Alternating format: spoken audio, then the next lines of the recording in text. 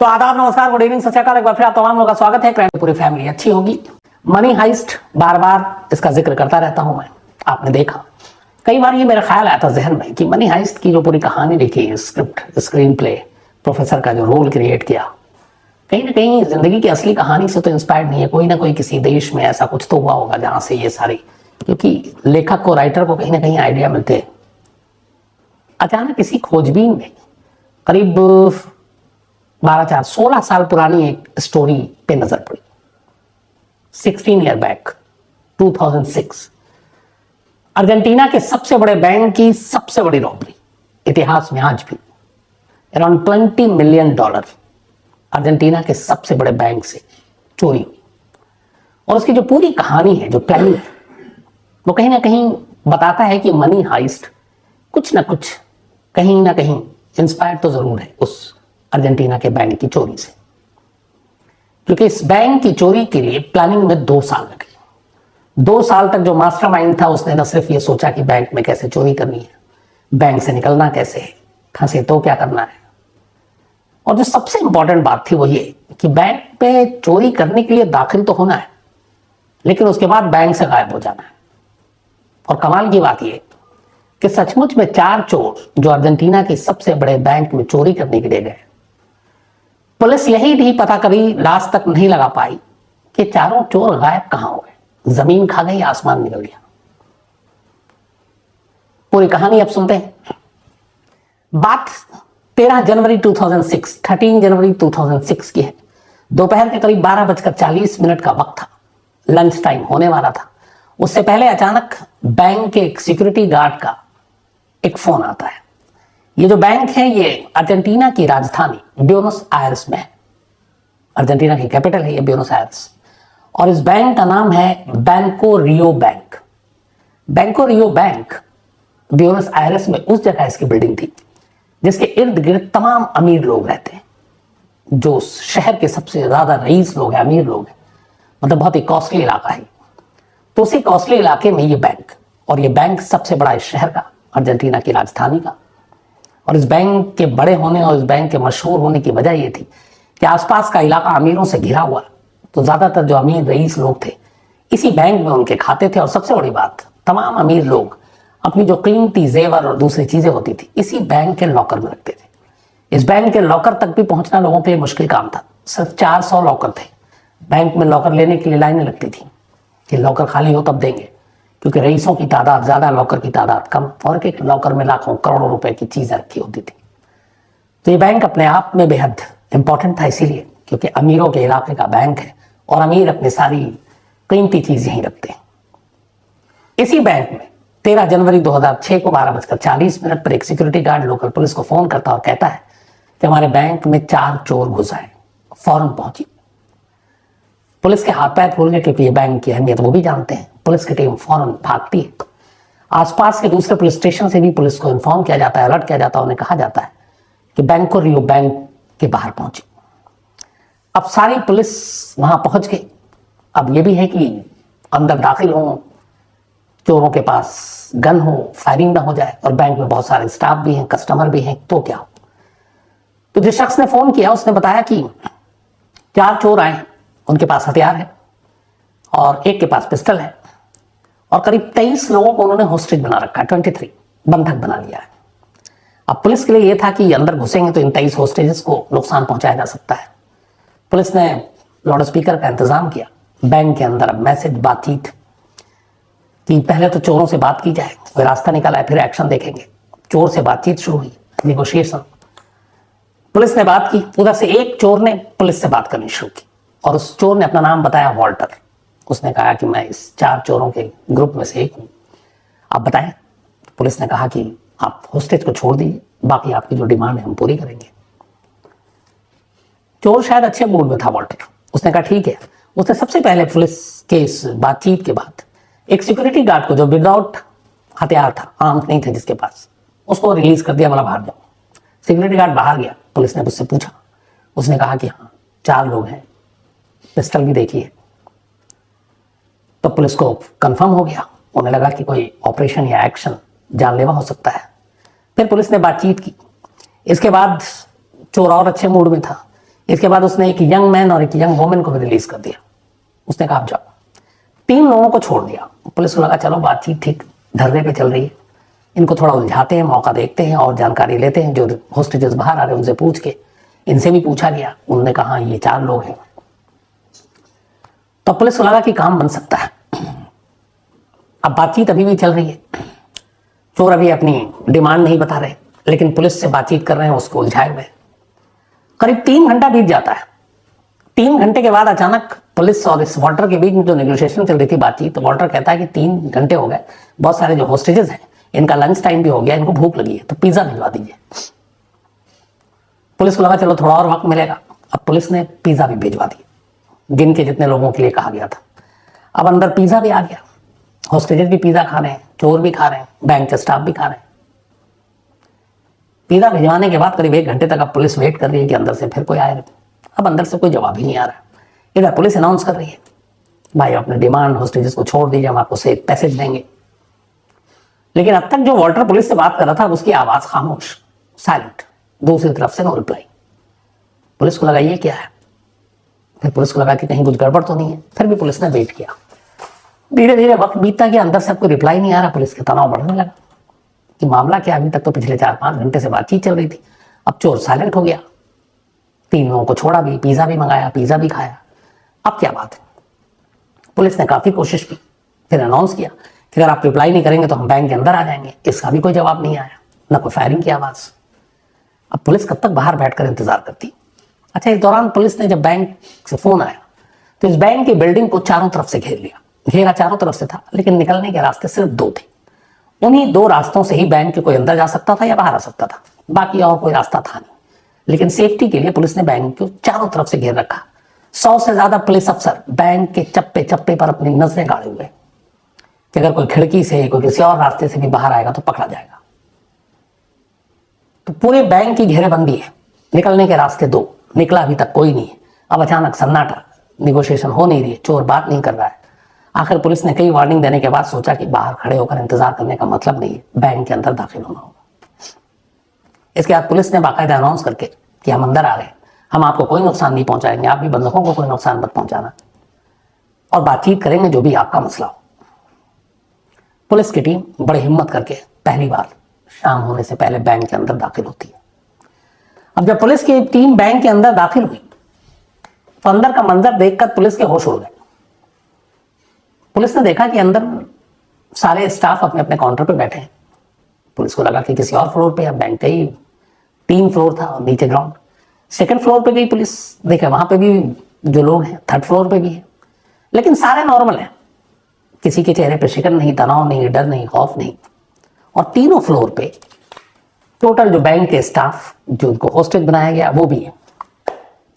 हर एक की अब निशानदेही की गई, कौन कौन क्या है। तो पता चला ये सारे स्टाफ थे, या फिर जिनका बैंक में अकाउंट था वो लोग थे, या सिक्योरिटी गार्ड थे। इसके अलावा एक भी ऐसा सस्पेक्टेड, एक भी संदिग्ध या अननोन शख्स उस बैंक के अंदर कैंपस में नहीं मिला। तब सवाल था कि वो चारों चोर कहां गए, क्योंकि पुलिस ने बैंक के स्टाफ से निशानदेही कराई, शिनाख्त कराई, हर एक की आइडेंटिटी हो गई, और जो विटनेस थे अंदर उन्होंने कहा कि ये चोर नहीं थे। अब पुलिस बैंक के चप्पे चप्पे को छान रही है। चारों चोर गायब, बैंक के 2 रास्तों के अलावा कोई तीसरा रास्ता नहीं, बैंक के जमीन को खंगाला, कहीं कोई सुरंग नहीं। अब पुलिस के होश उड़ गए कि ये गए तो गए कहां, अभी तक तो यहीं थे। पुलिस ने धीरे धीरे हर बैंक को खंगालना शुरू किया। इसके बाद वो बेसमेंट में गई। बैंक के जो सारे लॉकर थे 400, वो बेसमेंट में थे। अभी तक ऊपर से पता चला कि तीनों फ्लोर पे जहां बैंक में कैश है, बाकी चीजें हैं, कोई चीज चोरों ने चोरी नहीं की, न किसी से कोई बदतमीजी की। यहां तक कि चोरों को पता चला कि उसी दिन एक बैंक के स्टाफ का बर्थडे था, 13 जनवरी को। बाकायदा बर्थडे विश किया, बर्थडे के सॉन्ग गाए चोर ने, वो भी खुश। तो किसी को तकलीफ नहीं पहुंचाई, किसी से कोई पैसे नहीं लिए, ना लूटे, सारे कैश वहीं पे। अब पुलिस की टीम बेसमेंट में पहुंची। बेसमेंट में पहुंची तो पहली बार देखा उन 400 जो लॉकर्स थे, उनमें से 143 लॉकर टूटे हुए थे 400 में से। लॉकर के अंदर का सामान का है। अब हर लॉकर में कीमती चीजें, जेवर से लेके बाकी सारी चीजें, 143 लॉकर। लेकिन पुलिस के लिए पहेली ये कि चारों चोर गए कहां।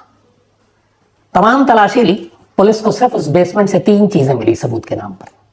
एक टूल्स जिससे लॉकर खोला जाए या तोड़ा जाए, इसके अलावा एक टॉय गन जो बाद में पता चला कि जो चोरों ने ऊपर में चोरी की थी और जिन्हों को बंधक बनाया था वो असल में एक खिलौना था, हथियार था ही नहीं। अब जब पुलिस से ये सारी चीजें पूछी गई लोगों से तो उन्होंने कहा कि हमने यही पिस्टल देखा और वही पिस्टल वहां जमीन पे पड़ा हुआ है। अब इसका मतलब यह था कि पूरी रॉबरी जो है एक टॉय गन यानी कि खिलौने के हथियार पे हो गई। पुलिस के लिए अब ये भी बड़ी अचंभा और अजीब सी चीजें थी कि ये कैसे हुआ। अब 143 लॉकर, उनका हिसाब किताब अलग बुलाया गया कि भैया गिनो देखो क्या है क्या नहीं है। लेकिन खिलौने की बंदूक, तोड़ने के टूल्स और एक चीज और कुछ मिली थी वहां पे, इसके अलावा कोई ऐसा सबूत नहीं था। पुलिस तफ्तीश में लग गई, कोई फायदा नहीं। चारों चोर बैंक के अंदर तो दरवाजे से आए, लेकिन बाहर कैसे निकले, कहां गए, कौन सा खुफिया रास्ता था, पुलिस के सामने इनका कोई भी जवाब नहीं था।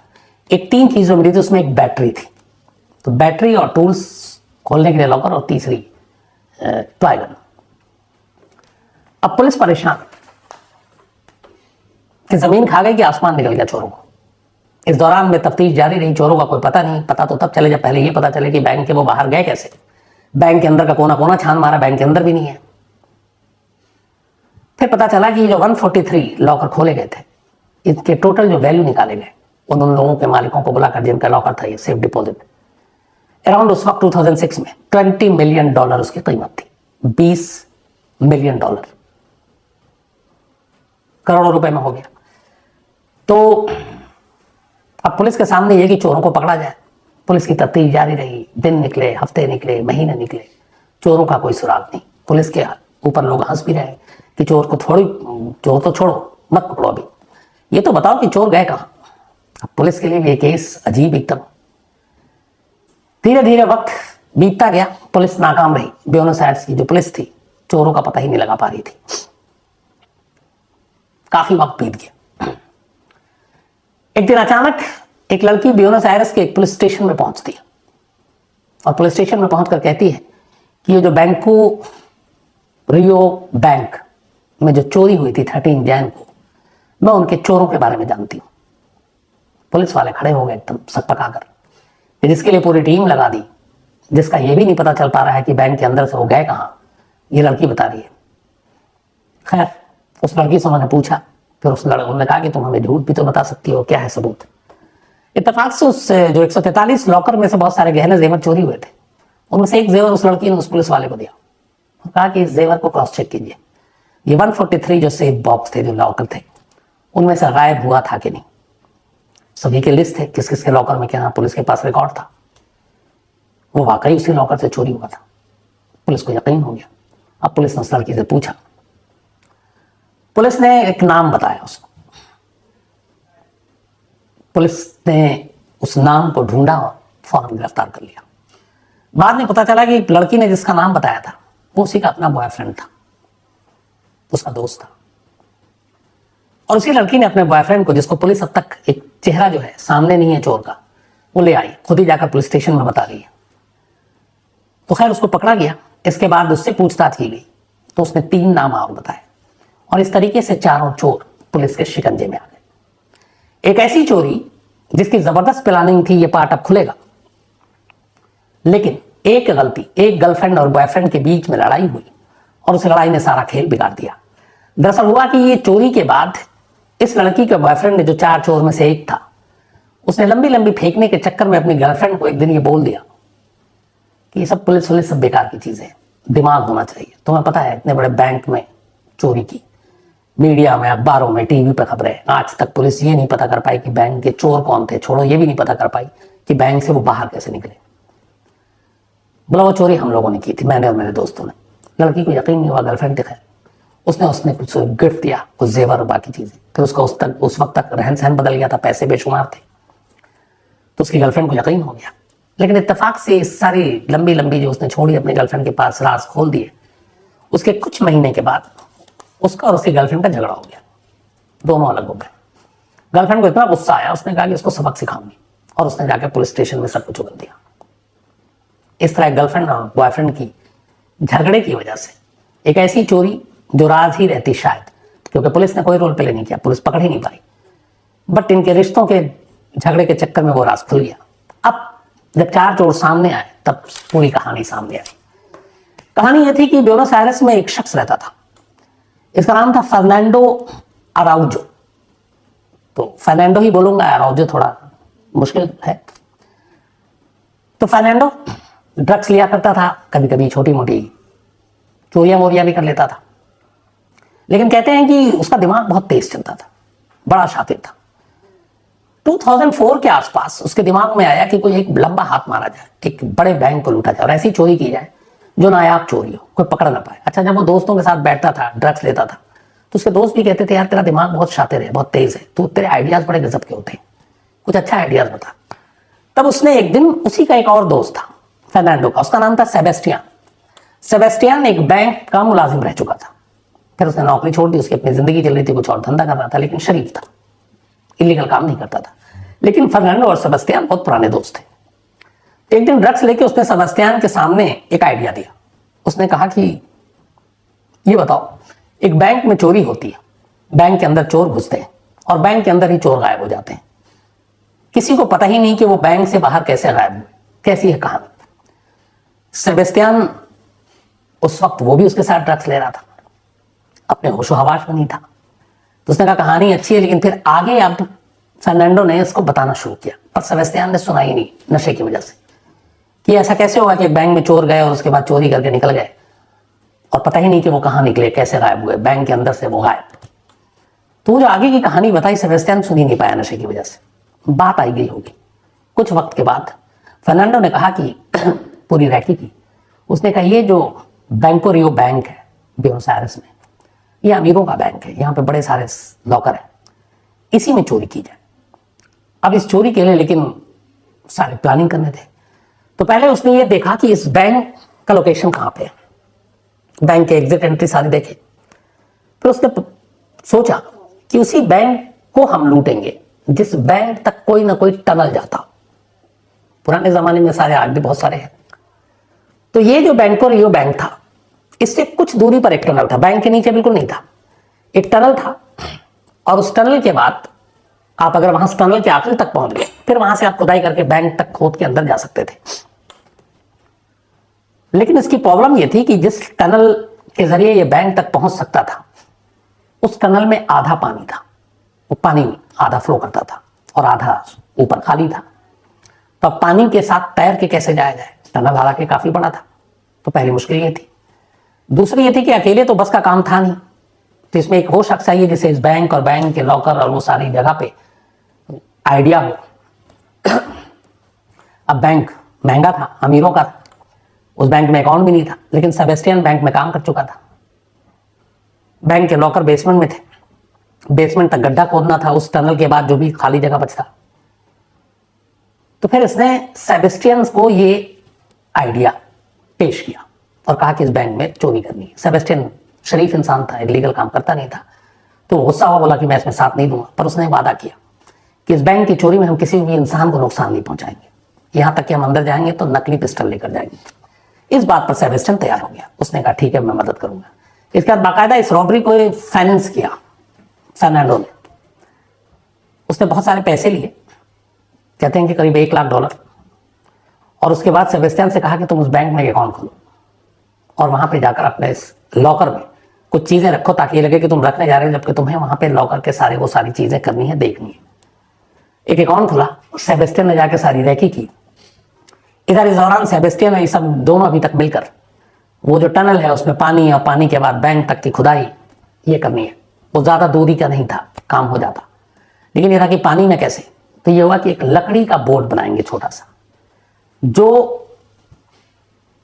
डीअसेंबल भी आसानी से हो जाए और रीअसेंबल भी आसानी से हो जाए। मतलब अचानक अलग अलग उसके पार्ट्स रखें और फटाफट उसको बोर्ड में तैयार हो जाए और फिर फटाफट उसको हम हटा दें।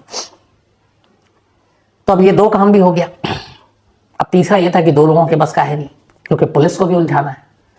तो प्लान ये था कि 4 लोग अंदर जाएंगे, लेकिन 2 रहेंगे ऊपर और 2 ये दिखाएंगे कि बैंक में हो रही है चोरी, और जबकि उस बैंक में कहीं चोरी नहीं हो रही है, असली चोरी हो रही है बेसमेंट में, लॉकर में।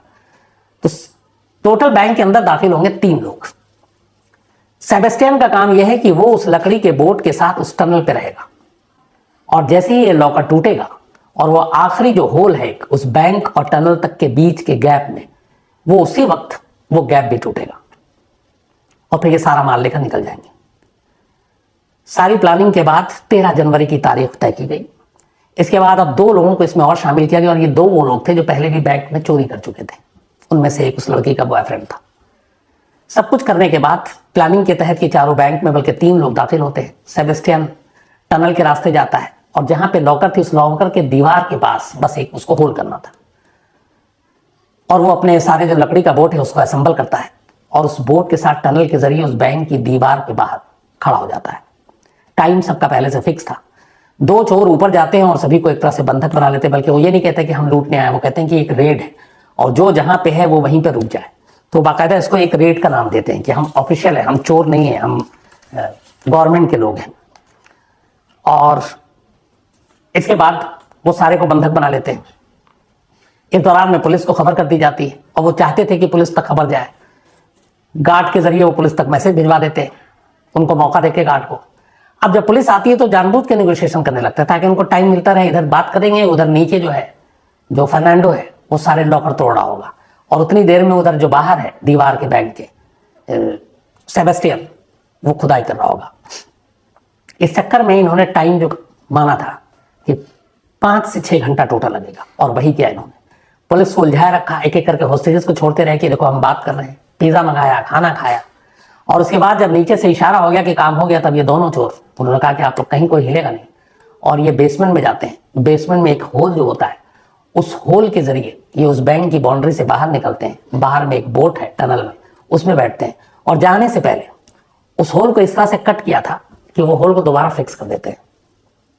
और फिक्स ऐसा करते हैं कि अगर कोई नंगी नजर से देखे तो पता भी नहीं चलेगा कि इसमें अभी कोई सुराख है या इधर से कोई रास्ता है।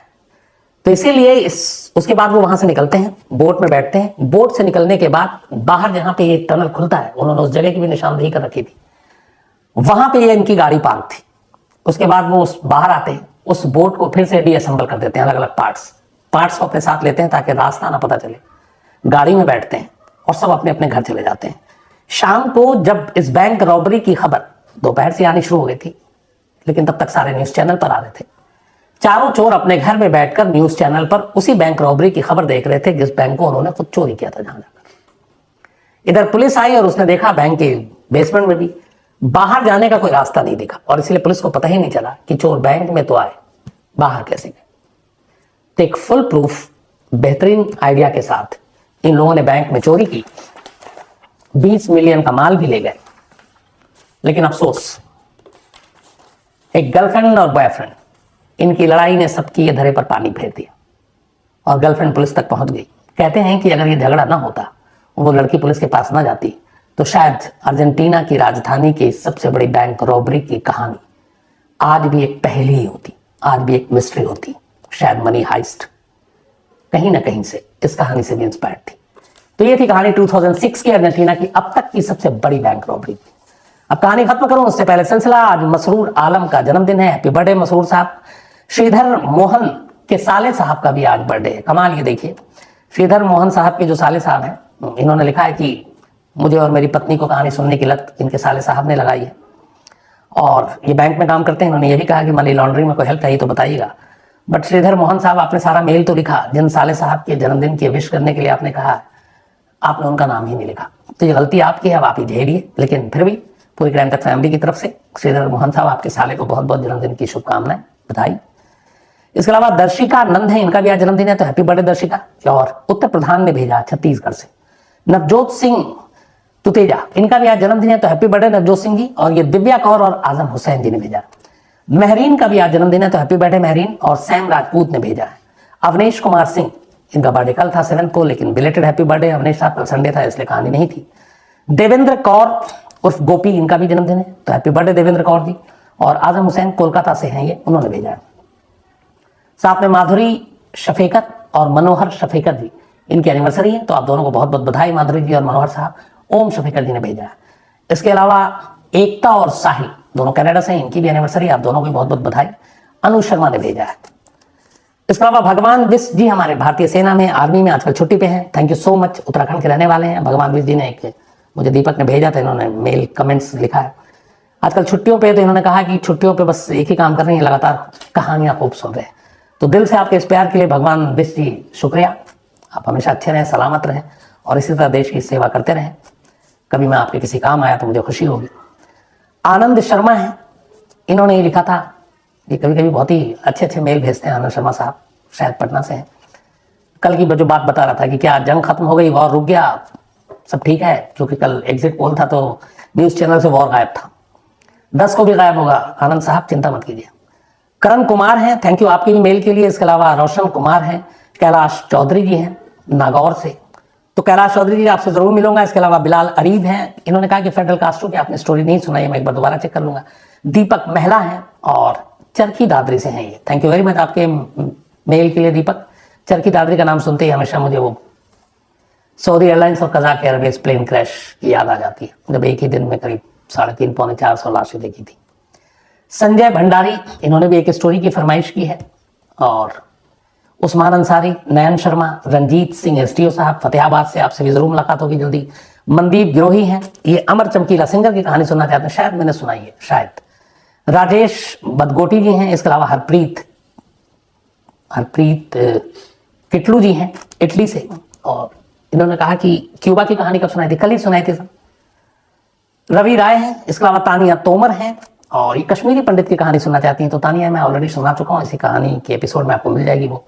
दिवाकर भट्टाचार्य जी भी हैं, और ये आंड्रेट एस्कोबर, गोली मारकर इनकी जान ले ली गई थी क्योंकि इन्होंने फीफा वर्ल्ड कप में शायद सेल्फ गोल मार दिया था। इसकी कहानी सुनना चाहते हैं तो जरूर एक दिन मौका मिलेगा, ये भी कहानी आपको सुनाऊंगा। तो आज कहानी में इतना ही। अब